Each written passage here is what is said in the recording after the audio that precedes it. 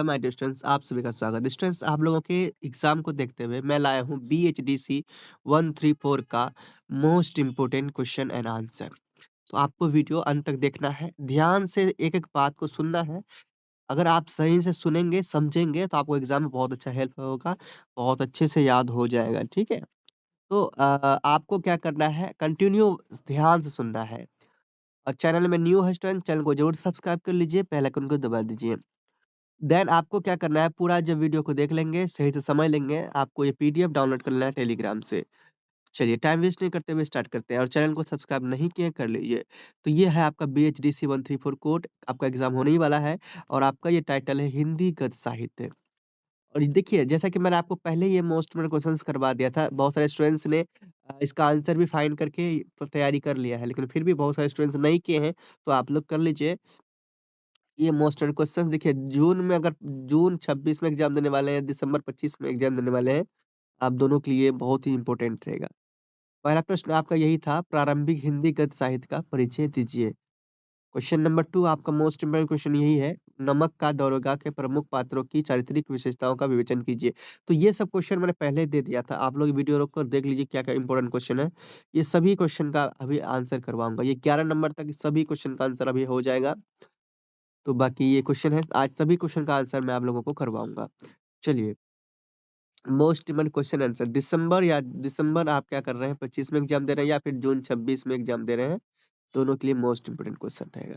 पहला आपका क्वेश्चन यही था स्टूडेंट्स, प्रारंभिक हिंदी गद्य साहित्य का परिचय दीजिए। ध्यान से सुनिए। हिंदी गद्य साहित्य विकास एक धीरे धीरे होने वाली प्रक्रिया है।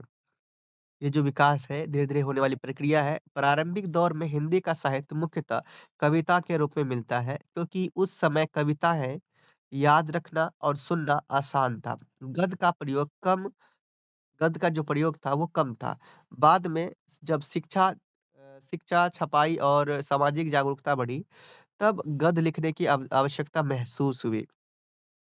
सो प्रारंभिक हिंदी गद्य का विकास 19वीं शताब्दी में माना जाता है। इस समय में आधुनिक सोच, सामाजिक सुधार, पत्रकारिता, मिशनरी गतिविधियां और नए साहित्यिक प्रयासों ने गद्य को स्वरूप दिया। हिंदी गद्य के विकास में अनेक विद्वानों और संगठनों का योगदान रहा। ध्यान से समझिए, सुनिए। सबसे पहले हिंदी में अनुवाद और धार्मिक ग्रंथों की व्याख्या के रूप में गद्य लिखा गया। भारतेंदु हरिश्चंद्र, लल्लूलाल, इनायतुल्लाह खां, सुधारक लेखकों तथा फोर्ट विलियम कॉलेज ने गद्य को स्थिर रूप में क्या किया, बड़ी भूमिका निभाई। फोर्ट विलियम कॉलेज ने में लल्लूलाल की प्रेम सागर 1805 को हिंदी गद्य की पहली महत्वपूर्ण रचना माना जाता है। ठीक है? इसके बाद भागवत दत्त, सदानंद, इनायतुल्लाह खां आदि ने सरल गद्य कहानी आधारित और धार्मिक ग्रंथ क्या किए, लिखे। 19वीं शताब्दी के उत्तरार्ध में भारतेंदु युग ने हिंदी गद्य को एक नई दिशा दी। निबंध, रिपोर्ट, नाटक, यात्रा वृत्तांत तथा पत्रकारिता के माध्यम से गद्य पूरी तरह से विकसित हो गया। भाषा सरल, स्वाभाविक और जन उपयोगी होती गई। इस प्रकार हिंदी गद्य साहित्य धार्मिक, नैतिक, कथाओं, अनुवादों और सुधारवादी लेखों से शुरू होकर आगे चलकर आधुनिक और उपयोगी गद्य के रूप में विकसित हुआ। यह हिंदी साहित्य के आधुनिक युग की मजबूत नींव साबुत साबित हुआ। सो ये आपका आंसर था फर्स्ट क्वेश्चन का। देखो स्टूडेंट्स, थोड़ा-सा मैं अभी आपको डायरेक्टली पढ़ते हुए जा रहा हूँ, आपको समझाते हुए यहीं से पढ़ते हुए ऐसे पॉइंट बनाया ना, आपको पढ़-पढ़ के समझ में आ जाएगा। मैं बोल रहा हूँ, बस आप कोशिश कीजिए सुनने का। ध्यान से सुनने की कोशिश कीजिएगा तो आपको समझ में आने लगेगा, आप याद करके अपना से एग्ज़ाम दे सकते हैं। थोड़ा-सा मेरी तबीयत सही नहीं है, इसीलिए मैं अलग से कुछ नहीं बता रहा इसका। तो आपको डायरेक्टली क्या करना है, ध्यान से सुनना है। क्वेश्चन नंबर आपका 2 यही है, नमक का दारोगा के प्रमुख पात्रों की चारित्रिक विशेषताओं का क्या कीजिए, विवेचन कीजिए। प्रेमचंद की कहानी नमक दारोगा दो मुख्य पात्रों बंशीधर और मुंशी बंशीधर के पिता तथा पंडित आलोपीदीन के माध्यम से ईमानदारी और भ्रष्टाचार के संघर्ष को प्रस्तुत करती है। इन पात्रों को चरित्र चित्रण इस प्रकार है। तो आगे देखते हैं स्टूडेंट। अब ये आप लोगों से पूछना भूल गया कि आप लोग कहाँ से वीडियो देख रहे हैं। कितने लोग बिहार से देख रहे हैं? क्योंकि मैं बिहार से हूँ। कितने लोग बिहार से मेरा वीडियो को देख रहे हैं? एंड दिल्ली से कौन है? दिल्ली से कौन वीडियो देख रहे हैं? और दिल्ली में कहाँ-कहाँ क्या है? आप लोगों का जो एग्ज़ाम है, आप लोगों का एग्ज़ाम सेंटर किस जगह पड़े हैं? वैसे कहाँ-कहाँ क्या है? आप लोगों को मैं सपोर्ट थोड़ा-सा मैं बता सकता हूँ, क्योंकि मैं अभी दिल्ली में ही रहता हूँ। तो आई होप आप लोगों का दिल्ली में जहाँ भी एग्ज़ाम सेंटर दिया होगा, अच्छे से एग्ज़ाम दे रहे होंगे, क्योंकि दिल्ली में बहुत अच्छे से सुविधा देते हैं एग्ज़ाम देने के लिए। सो चलिए आप लोग बताइएगा कमेंट करके, देखते हैं। देखो ये क्वेश्चन फिर से देखिए। नमक का दरोगा के प्रमुख पात्रों की चारित्रिक विशेषताओं का विवेचन कीजिए। नमक का दरोगा, तो ये जो है कि प्रेमचंद की कहानी है। ये किसने लिखा था? प्रेमचंद ने लिखा था। प्रेमचंद की कहानी ये है नमक का दरोगा। तो दो मुख्य पात्रों वंशीधर और मुंशी वंशीधर के पिता तथा पंडित अलाउद्दीन के माध्यम से ईमानदारी और भ्रष्टाचार के संघर्ष को प्रस्तुत करती है। इन पात्रों का चरित्र चित्रण इस प्रकार है। पहला तो वंशीधर। वंशीधर कहानी का मुख्य नायक है। इस कहानी का जो नायक है, हीरो है, वो कौन है? वंशीधर। वह ईमानदार, कर्तव्यनिष्ठ और सिद्धांतवादी व्यक्ति है। नौकरी पाने के बाद भी वह रिश्वत से दूर रहता है। जब पंडित अलोपीदीन उसे अधिक धन देकर रिश्वत के लिए राजी करना चाहते हैं, तो वह अडिग रहता है। वह अपने पद और कानून को सबसे ऊपर मानता है। उसके अंदर नैतिक साहस, सत्य के प्रति निष्ठा और न्यायप्रियता है। अलोपदीनी के दंडित होने के बाद भी वह अहंकार नहीं करता, यह उसकी विनम्रता दर्शाता है। उसकी ईमानदारी के कारण अंत में सरकार भी उससे प्रश्न होकर उसे बड़े पद पर पदोन्नति देती है। दूसरा आता है पंडित अलोपीदीन। पंडित अलोपीदीन धनवान, प्रभावशाली और चालाक व्यापारी है। वे अपने धन के बल पर कानून और अधिकारियों को खरीदने की आदत रखते हैं। उनमें अहंकार, स्वार्थ और दंभ स्पष्ट दिखाई देता है। वे वंशीधर को रिश्वत देकर अपना काम निकालना चाहते हैं। तो दोनों का अलग-अलग आपको चरित्र दिखाया जा रहा है यहाँ पे। तो ये जो है, ये चालाक टाइप का पंडित अलोपीदीन जो है वो चालाक टाइप के थे। उसमें अहंकार था, स्वार्थ और दंभ स्पष्ट दिखाई देता था। तो वे वंशीधर को क्या करना चाहते थे? रिश्वत देकर अपना काम निकालना चाहते थे। परंतु जब वंशीधर रिश्वत नहीं लेते, तो अलाउद्दीन हैरान हो जाते। अदालत में उन्हें दोषी ठहराया जाता है। क्योंकि आजकल अच्छे इंसान के साथ ही तो बुरा होता है। अंत में वे वंशीधर की ईमानदारी से इतने प्रभावित होते हैं कि उनकी नियुक्ति में मदद करते हैं। फिर अंत में क्या होता है, वो उनकी ईमानदारी से प्रभावित हो जाते हैं। हाँ, क्या होता है, अच्छा इंसान का बहुत ज़्यादा कष्ट मिलता है, अच्छा इंसान को बहुत कष्ट होता है, बहुत दुःख होता है, लास्ट में लेकिन जीत किसकी होती है? सच्चाई की। यह दर्शाता है कि उनमें गलतियाँ स्वीकार करने और गुणों का सम्मान करने की क्षमता भी है। तीसरा पॉइंट आता है वंशीधर के पिता। वे गरीब, अनुभवी और परिस्थिति समझदार व्यक्ति है। गरीबी के कारण वे चाहते हैं कि वंशीधर चलन यानी रिश्वत के अनुसार व्यवहार करे, लेकिन उन्हें अपने बेटे की ईमानदारी पर क्या था? गर्व भी है। वे भारतीय समाज में मौजूद आर्थिक कठिनाइयों और सामाजिक दबावों का क्या करता है? प्रतिनिधित्व करते हैं। ये हो गया आपका क्वेश्चन नंबर 2 कंप्लीट। अब क्वेश्चन नंबर 3 देखिए।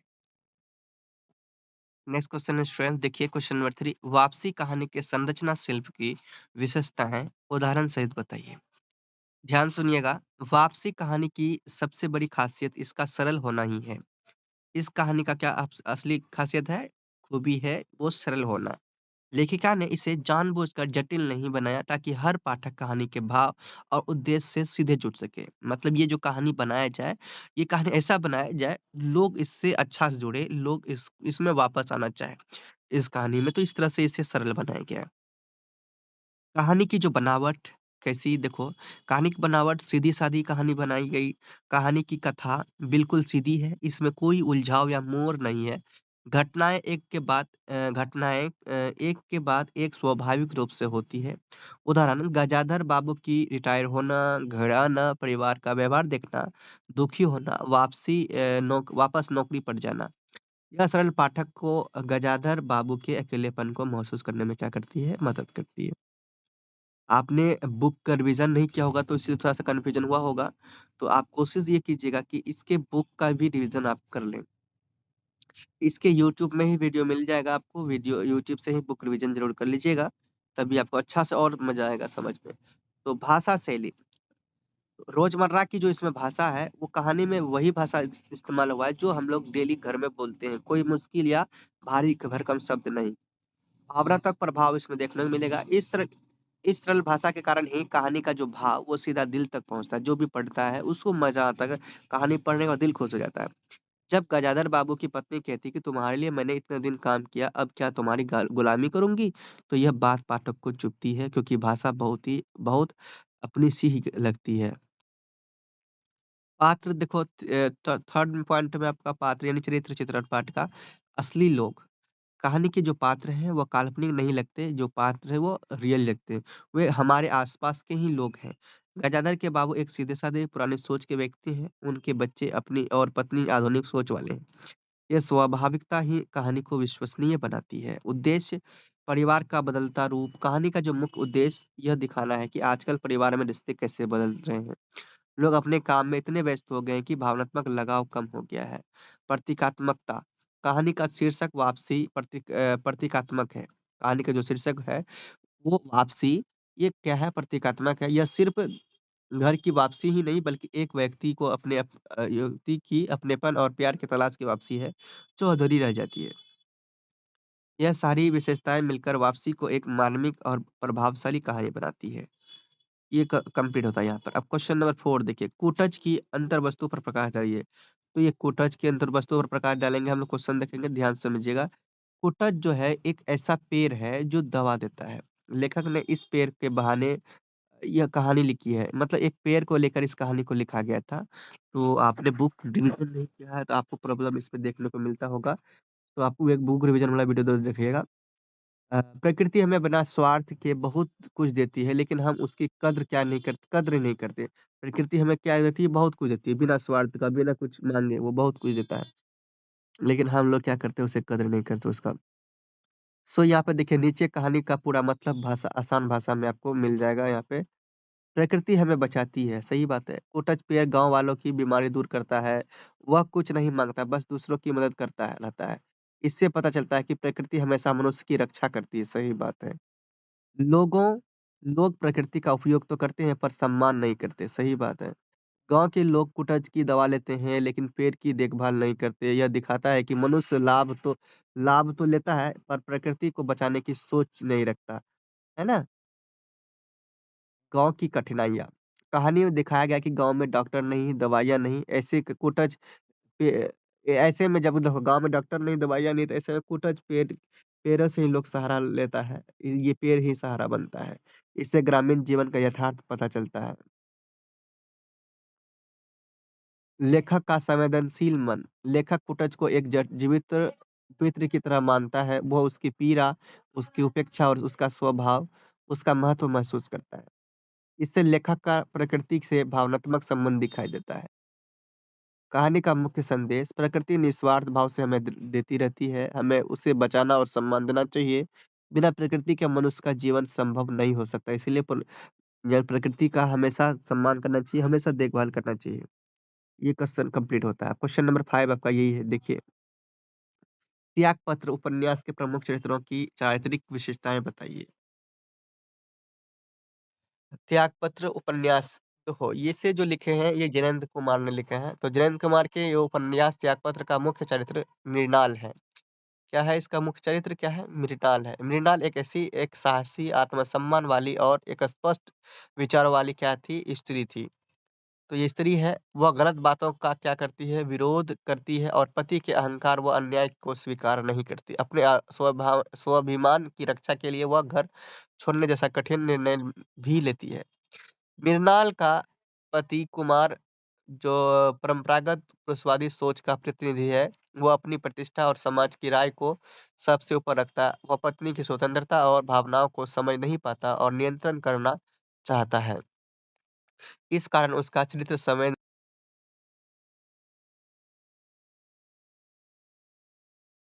संवेदनशील और अहंकारी दिखाई देता है। उपन्यास में सरोज का चरित्र सरल, सहानुभूतिकरण और सहानुभूतिपूर्ण और भावनात्मक है। वह मृणाल को भरोसेमंद सहारा मानती है। इन चरित्रों के माध्यम से लेखक ने स्त्री स्वतंत्रता, आत्मसम्मान और समाज में मौजूद पुरुष प्रधान मानसिकता को क्या किया? उजागर किया। ये क्वेश्चन यहाँ पर कंप्लीट होता है। मैंने शॉर्ट में समझाया, इसे आप थोड़ा लॉन्ग भी कर सकते हैं। क्वेश्चन नंबर आप 6 है, लोभ और प्रीति निबंध के जो वैचारिक पक्ष का क्या कीजिए, विश्लेषण कीजिए। ध्यान सुनिए। लोभ और प्रीति निबंध में लेखक मनुष्य के दो महत्वपूर्ण भावों, लोभ यानी लालच और प्रीति यानी सच्चा प्रेम की तुलना करता है। निबंध का मुख्य विचार यह है कि लालच मनुष्य को स्वार्थी, बेचैन और असंतुष्ट बनाता है, जबकि प्रीति जीवन में शांति, संतोष और सौहार्द लाती है। लेखक स्पष्ट करता है कि लोभ कभी खत्म नहीं होता, जितना मिलता है मनुष्य उतना ही चाहता है, और यह प्रवृत्ति रिश्तों को तोड़ती है और इंसान को अंदर से कठोर बना देती है। इसके विपरीत प्रीति निस्वार्थ भावना, इसमें देना अधिक महत्वपूर्ण होता है, लेना नहीं। प्रीति मनुष्य को दयालु, सहानुभूतिशील और मानवीय बनाती है। निबंध का वैचारिक पक्ष यह संदेश देता है कि जीवन की वास्तविक शक्ति लोभ में नहीं, बल्कि प्रेम में है। लेखक मनुष्य से आग्रह करता है कि वह लालच से दूर होकर प्रेम, सहयोग और मानवीय मानवीयता को क्या करे, महत्व दे। क्वेश्चन नंबर स्टूडेंट्स आपका 7 देखिए क्या है। क्वेश्चन नंबर 7 है, जैनेंद्र कुमार के उपन्यासों का क्या कीजिए, परिचय दीजिए। ध्यान समझिए। जैनेंद्र कुमार हिंदी के प्रसिद्ध मनोवैज्ञानिक उपन्यासकार माने जाते हैं। उनके उपन्यासों की सबसे बड़ी विशेषता यह है कि वे मानव की गहराइयों, विशेषकर स्त्री-पुरुष के संबंध, व्यक्ति स्वतंत्रता और आत्मसम्मान जैसे विषयों को बहुत संवेदनशील ढंग से क्या करते हैं, प्रस्तुत करते हैं। उनका पहला महत्वपूर्ण उपन्यास पड़क है, जिसमें मन के द्वंद और मानवीय जटिलताओं का चित्रण मिलता है। त्यागपत्र उनका सबसे चरित्र उपन्यास है, जिसमें मृणाल के माध्यम से स्त्री स्वतंत्रता और स्वाभिमान को नई दिशा दी है। विवरण, सुनीता और कल्याणी जैसे उपन्यासों में भी उन्होंने प्रेम, नैतिकता और सामाजिक संबंधों को कद्र में रखा। जैनेन्द्र के जैनेन्द्र के उपन्यासों की भाषा सरल, स्वाभाविक और मनोवैज्ञानिक विश्लेषण से भरपूर होती है। वे बाहरी घटनाओं से अधिक आंतरिक भाव दुनिया पर ध्यान देते हैं। क्वेश्चन नंबर 7 यहाँ कंप्लीट होता है। क्वेश्चन नंबर 8 है, चंपा की चारित्रिक विशेषताएं बताइए। आंसर सुनिए ध्यान से। चंपा की चारित्रिक विशेषताएं। चंपा कहानी का मुख्य नायिका चंपा एक साधारण ग्रामीण स्त्री होते हुए भी अत्यंत संवेदनशील, मेहनती और स्वाभिमानी चरित्र के रूप में सामने आती है। चंपा, ये बात किसके हो रही है, चंपा के, इसके चरित्र के बारे में बात चल रही है। तो वो कैसी है, संवेदनशील, मेहनती और स्वाभिमानी। उसके जीवन उसके जीवन में गरीबी, तनाव और कई तरह की परेशानियां हैं, लेकिन वह कभी भी हार नहीं मानती। चंपा का सबसे बड़ा जो गुण है वो है क्या, हिम्मत और संघर्षशीलता। चंपा का ये भाई चरित्र है, उसकी जो हिम्मत है, उसका जो गुण है सबसे बड़ा, वो क्या है, हिम्मत और संघर्षशीलता। वह हर कठिनाई का सामना शांत मन से करती है और अपने परिवार को संभाले रखती है। चंपा दयालु और सहृदय है। वह गांव के लोगों के दुख सुख में शामिल होती है, जरूरत पड़ने पर बिना स्वार्थ के सहायता करती है। उसका मन बहुत साफ है, वह ना तो किसी को धोखा देती है और ना ही उसके मन में किसी के लिए बुरा भाव रहता है। चंपा अपने परिवार के प्रति समर्पित और निष्ठावान है। वह पति की कमियों को समझते हुए भी घर को टूटने नहीं देती। हालांकि वह गलत बातों को आंख मूंद कर स्वीकार नहीं करती, बल्कि धीरे धीरे समझाकर सही रास्ता दिखाने का क्या करती है, प्रयास करती है। उसके चरित्र में आत्मसम्मान की भावना बहुत गहरी है। वह मेहनत करके जीवन सुधारना चाहती है और किसी पर बोझ बनना पसंद नहीं करती। चंपा में स्त्री शक्ति, त्याग, धैर्य और प्रेम का सुंदर मेल दिखाई देता है। कहानी में चंपा एक न्यायिक नायिका नहीं, बल्कि एक आदर्श भारतीय ग्रामीण स्त्री का प्रतीक है, जो कठिन परिस्थितियों में भी अपने परिवार, मानवीय मूल्यों और आत्मसम्मान को सबसे ऊपर रखती है। इस प्रकार चंपा का चरित्र सरल होते हुए भी अत्यंत प्रभावशाली और प्रेरणादायक है। क्वेश्चन नंबर 9 है, मृणाल की अ, विशेषताएं बताइए। इस प्रकार के क्वेश्चन पूछे जाते हैं। तो मृणाल रविंद्रनाथ टैगोर की प्रसिद्ध रचना चरित्र में प्रस्तुत एक सशक्त, जागरूक और आत्मसम्मान प्रिय नारी है। मृणाल का जो चरित्र है उस नारी का प्रतिनिधित्व करता है, जो समाज और परिवार की अन्यायपूर्ण परंपराओं के सामने झुकने से इनकार करती है। सबसे पहले मृणाल आत्मसम्मान से भरी हुई है। वह पति और परिवार के द्वारा किए गए अपमान को सहते सहते थक चुकी है, परंतु चुप नहीं रहती। उसके भीतर अपनी गरिमा को बचाने की गहरी अच्छाई इच्छा दिखाई देती है। दूसरे, वह स्वतंत्रता विचारों वाली नारी है। वह घर की चार दीवारी में कैद होकर जीवन बिताना नहीं चाहती।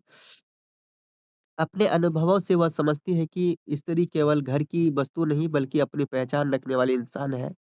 इसलिए वह समाज की कुरीतियों और पुरुषवादी सोच पर तीखा प्रहार करती है। तीसरे, मृणाल संवेदनशील और मानवीय हृदय वाली है। जब बिनी नाम की नौकरानी पर अत्याचार होता है तो परिवार के सभी सदस्य उसे तुच्छ मानते हैं, लेकिन मृणाल उसे अपनी बेटी जैसा अपनाती है। इससे उसकी दयालुता और मानवता की गहराई स्पष्ट होती है। चौथे, मृणाल में विद्रोह और साहस है। वह जीवन भर के अत्याचारों के बाद अंत में पति का घर छोड़कर स्वतंत्र जीवन चुनती है। यह उसका सबसे बड़ा साहसिक कदम है जो उसके एक सशक्त नारीवाद की प्रतीक बनाता है। अंत में मृणाल चिंतनशील और जागरूक है। वह अपने जीवन, अपने दुख और समाज की गलतियों पर गहराई से सोचती है तथा अपने अनुभवों को पत्र में लिखकर दुनिया के सामने रखती है। क्वेश्चन वहाँ कंप्लीट होता है। क्वेश्चन नंबर आपका 10 है, देखिए। क्वेश्चन नंबर 10 है, आकाशदीप कहानी के संरचना शिल्प पर क्या कीजिए, विचार कीजिए। आकाशदीप, तो ध्यान सुनिए। आकाशदीप कहानी का संरचना शिल्प अत्यंत सरल, संवेदनात्मक और प्रभावशाली है। कहानी की रचना सीधी और क्रमबद्ध घटनाओं पर आधारित है, जिससे पाठक शुरुआत से अंत तक आसानी से जुड़ा रहता है। लेखक ने कथा को 3 प्रमुख हिस्सों में बाँटा है। पहला, पात्रों का परिचय। दूसरा, उनके भीतर उठते भावों का संघर्ष। तीसरा, अंत में आत्मबोध की स्थिति। कहानी में संवाद और वर्णन का क्या किया गया है, संतुलित प्रयोग किया गया है ना? प्रयोग किया गया है, जिससे घटनाएँ स्वाभाविक लगती हैं। भाषा सरल, प्रतीकात्मक और भावपूर्ण है। आकाशदीप स्वयं एक प्रतीक है आशा, प्रकाश और आत्म खोज का। लेखक ने इसे प्रतीक के आधार पर पूरे कथानक को जोड़कर कथा में एक कलात्मक प्रभाव उत्पन्न किया है। कहानी का केंद्र बिंदु पात्रों की मनोवैज्ञानिक यात्रा है, जिसे सूक्ष्म और कोमल शैली में प्रस्तुत किया गया है। अंत में कहानी आशीर्वादी संदेश देकर पाठक पर गहरा प्रभाव छोड़ती है। ये क्वेश्चन स्टूडेंट आपका यहाँ पर लास्ट क्वेश्चन है, क्वेश्चन नंबर 11। आचार्य रामचंद्र शुक्ल के निबंधों की विशेषताएं बताएं। आचार्य रामचंद्र शुक्ल हिंदी साहित्य के प्रसिद्ध निबंधकार और आलोचक थे। उनके निबंधों की सबसे बड़ी विशेषता स्पष्टता और तार्किकता है। वे किसी भी विषय को बहुत साफ, व्यवस्थित और तर्कपूर्ण ढंग से समझाते हैं, जिससे पाठक को विषय आसानी से समझ में आता है। उनके निबंधों में गंभीर विचार और गहराई मिलती है। वे सिर्फ बातों से नहीं करते, बल्कि विषय के कारण, प्रभाव और परिणाम तक पहुंचते हैं। इसलिए उनके निबंध विचारशील और बौद्धिक स्तर पर मजबूत माने जाते हैं। शुक्ल जी की भाषा सरल, प्रभावपूर्ण और संस्कृत प्रभावित है। वे कठिन विषयों को भी आसानी से प्रस्तुत कर देते हैं। उनके निबंधों में उदाहरणों और तर्कों का सुंदर संतुलन है, जो उन्हें अधिक प्रभावशाली बनाता है। एक और विशेषता है कि मानवता और जन सामान्य के जीवन की चिंता। वे समाज, नैतिक मूल्यों, श्रम, करुणा और मानव कल्याण जैसे विषयों पर विशेष जोर देते हैं। इसके साथ ही उनके निबंधों में वैज्ञानिक दृष्टिकोण और वस्तुनिष्ठता भी दिखाई देती है। वस्तुनिष्ठता भी दिखाई देती है। ये आपका कंप्लीट मैंने क्वेश्चन आंसर करवाया है। 11 नंबर तक आपका मोस्ट इम्पोर्टेंट क्वेश्चन आंसर मैंने कंप्लीट करवा दिया। ठीक है? जितने भी वीवीआई क्वेश्चन है, वीवीआई वेरी वेरी इंपॉर्टेंट, ये सभी क्वेश्चन आंसर मैंने आपको करवाया क्वेश्चन नंबर 11 तक। तो क्वेश्चन नंबर 11 के बाद स्टूडेंट जो आपका है वो टिप्पणी टाइप का है। ये आप लोग बुक में ढूंढेंगे, वहां भी मिल सकता है, या फिर गूगल में सर्च करके इसके बारे में सिर्फ पढ़ लीजिएगा और कुछ नहीं। ये देखिए, आपका 11 नंबर तक क्वेश्चन मैंने आपको करवाया क्वेश्चन आंसर। अब ये जो 12 नंबर से है, ये टिप्पणी टाइप का है। आप इसके बारे में थोड़ा सा पढ़ लीजिएगा, समझ लीजिएगा। 11, 12, 13, 14, 15, 16, 17, 18, 18 नंबर तक इन सभी क्वेश्चन को ना खाली एक बार रिवीजन कर लेना सही से, आपका एग्जाम बहुत अच्छा जाएगा। तो ये 18 क्वेश्चन टोटल कंप्लीट करके जाएंगे तो एग्जाम में यहीं से क्वेश्चन आपको दिखेगा और आप बहुत खुश होंगे। सो आप प्रिपरेशन करके जाएंगे तभी तो। ये पूरा वीडियो देख लीजिएगा। पीडीएफ आप क्या कीजिए, पीडीएफ टेलीग्राम से डाउनलोड कीजिए। टेलीग्राम में सिर्फ पीडीएफ मिलेगा, इसमें से एक पासवर्ड लगा होगा, पासवर्ड आपको इंस्टा में मिल जाएगा, तो इंस्टा में पासवर्ड ले लीजिएगा। और इंस्टा में इसलिए देता हूँ कि मैं चाहता हूँ कि मेरे साथ कितने स्टूडेंट जुड़ चुके हैं, कितने स्टूडेंट ऐसे हैं जो एक्टिव हैं, मेरे से जुड़े हुए हैं, मुझ पर विश्वास करते हैं। सो मैं इंस्टा में उनसे मिलना चाहता हूँ। सो इंस्टा में आपको पासवर्ड मिलेगा, टेलीग्राम में आप डाउनलोड कर लीजिए और एक बार वीडियो रिवीजन या बुक रिवीजन का वीडियो ज़रूर देखिएगा, आपको यूट्यूब में मिल जाएगा। सो स्टूडेंट आज की वीडियो में इतना रखते हैं, नेक्स्ट में आगे बढ़ेंगे। जय श्री कृष्ण से बोलिए प्रेम से रहो, प्रेम से पढ़ो, प्रेम से बोलो। Don't forget to subscribe.